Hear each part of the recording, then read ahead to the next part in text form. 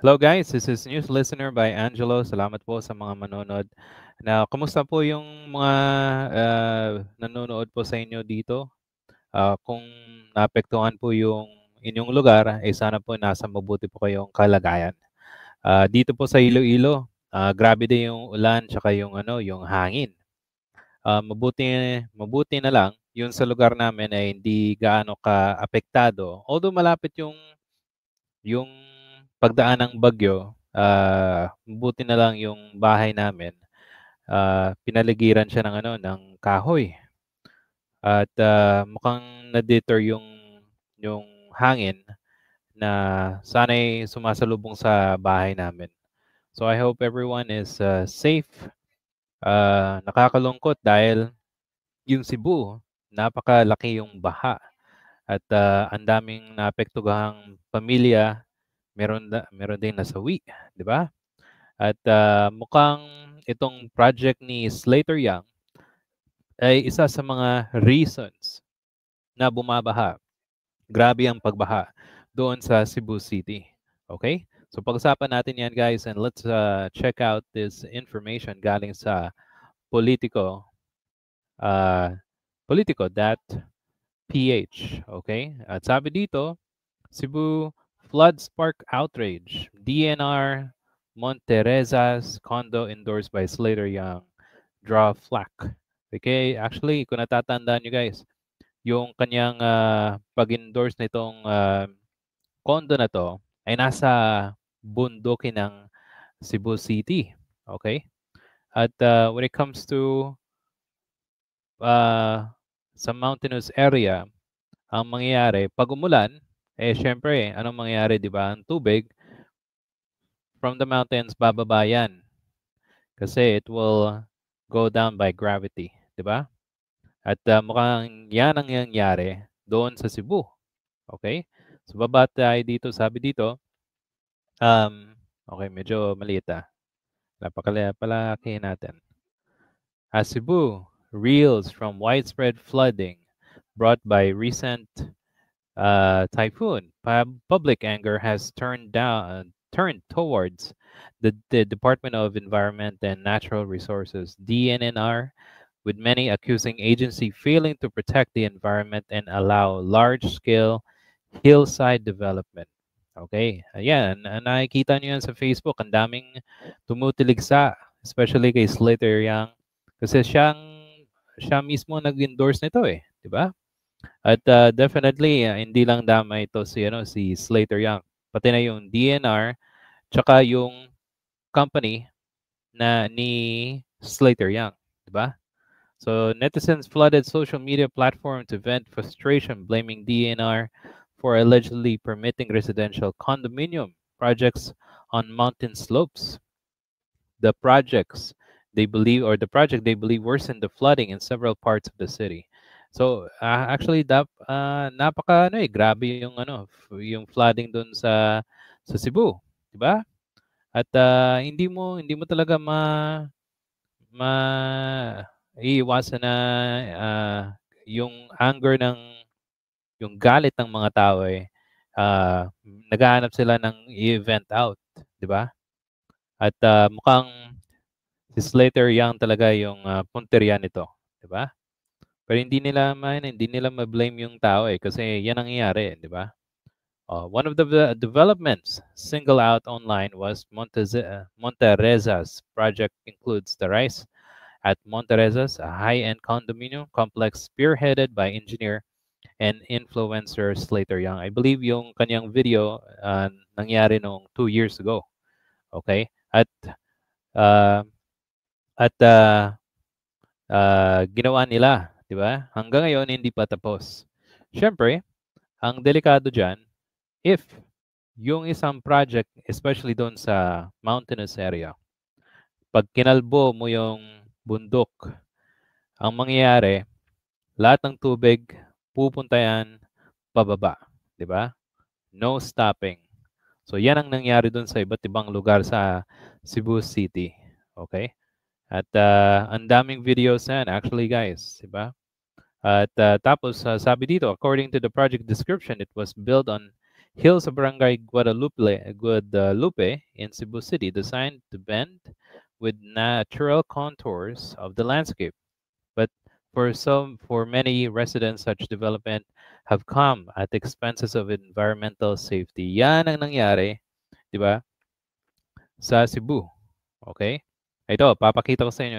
Some of the pictures na nakikita natin sa Facebook. Okay, guys? Pakita ko sa inyo. Tab. Yan. Ito daw yung project ni Slater Young. Di ba?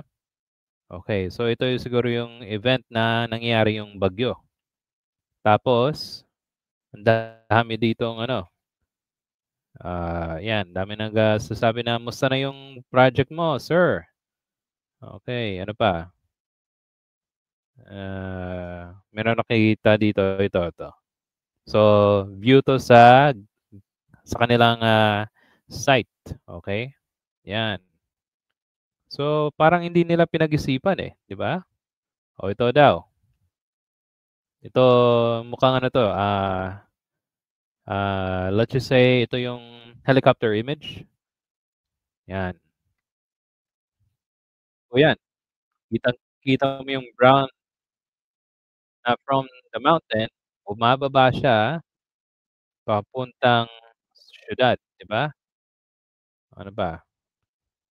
Pa. Yan. No. Sa airplane view. Okay. Pagkatapos ng ulan. Okay, ano pa? Ah, pareho din. So, yung DNR sana, yun talagang dapat nagproprotekta sa sa ordinaryong taong katulad natin, 'di ba? Kasi if hinayaan nilang nangyari ito at ito na yung example nangyari sa Cebu, 'di ba? Pag merong mga projects na ganito ginagawa sa mga bulubundukin natin, ang mangyayari yung tubig hindi na siya kakapit sa ano eh, sa actual ground, 'di ba? At sana yung puno mismo, yun sana yung makakatulong ah, kung makakatulong para hindi siya mag-flood. Kasi kung meron tayong mga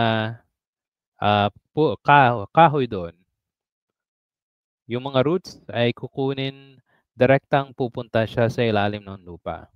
Pero kung walang puno or grass man doon sa bukid, ang mangyayari, kasama ng tubig yung putik at mapupunta yan direkta sa baba. Diba? At yan ang nangyari sa iba't ibang lugar dito sa Cebu City. So, itong mahirap sa sa gobyerno natin eh. Kasi alam naman nila at ang dami naman siguro nagsasabi na hindi maganda yung mga projects na ganito. At if I remember correctly, isa sa mga mayor daw doon sa Cebu City nagsabi ng dapat daw hindi itinuloy itong project na to. And then they also place a cease and desist order para ma-stop siya. Okay? Now, parang walang may nakinig eh. At yung actual na sitwasyon or yung pagtayo ng Montezeras eh tuloy-tuloy pa rin. Parang walang nakinig sa mga residente at sa mga eksperto at yan ang nangyari sa Cebu City, di ba? Nakakalungkot pero dapat may managot, di ba? Di ba? Kasi kung hahayaan ng ganito, mangyayari din ito not only in Cebu, definitely mangyayari ito sa iba't ibang panig ng bansa natin. Di ba? Okay.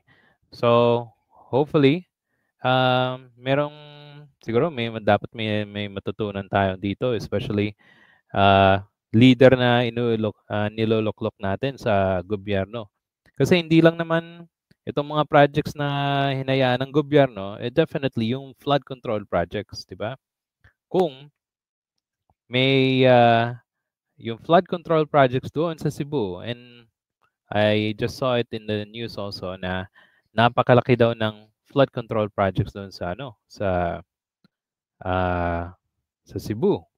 Halos 20 ito, pakita ko sa inyo guys. Cebu flood control project. Ito, pakita natin. Merong nakita sa internet eh. Okay, ito na yata yun ah. Pero maliit lang siya. Hold on. Wait. Tignan natin sa...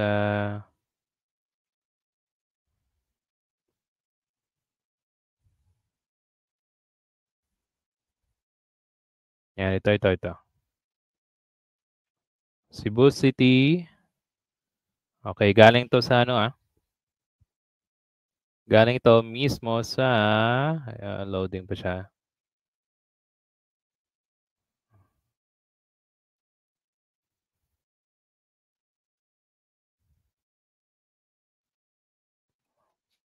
Wait lang.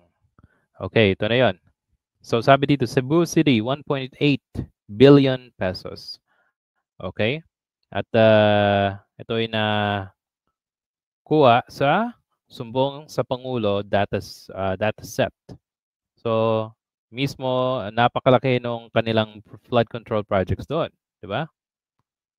Sino yung mga dito sa Cebu? QM Builders, ang dami nila.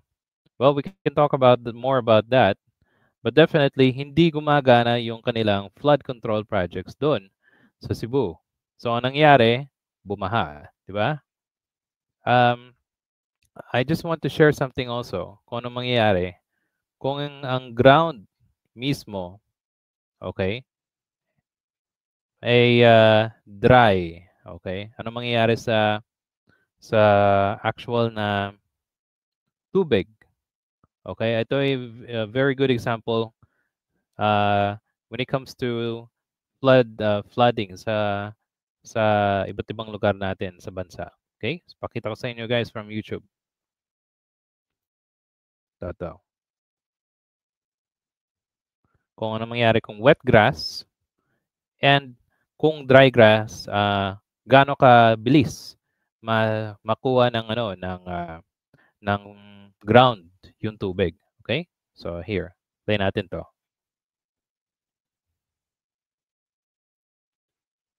Tingnan nyo kung sino mas mabilis.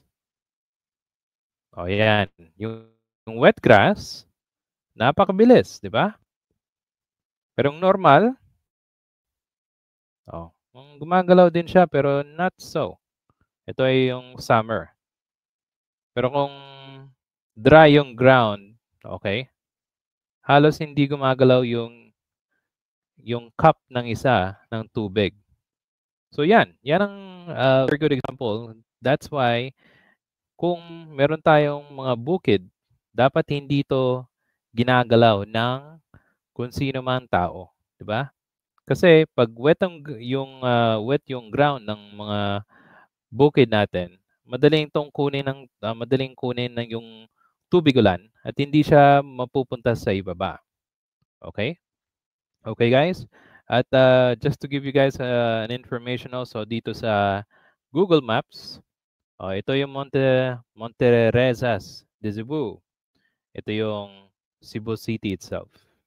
So kita nyo talaga yung bukid. Okay? Zoom natin para makita nyo. Okay?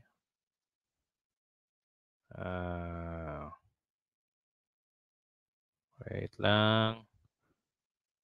Yan. Okay, dito yung construction site nila. So, ang daming projects dito. Kung dito ginagawa yung projects, pag umulan, pupunta sa baba yung tubig. At yan. Yan ang nagagawa ng mga projects na hindi napag-isipan ng mga tao. Okay? So I hope you guys are safe kung sino man yung mga taga-Visayas na nanonood po ngayon. I hope everyone is safe and yung pamilya nyo po. And kung meron pa ko yung komento dito sa video natin, please comment down in our comment section. And I'll see you sa susunod na video. Please like and subscribe to support this channel. Salamat po sa panonood.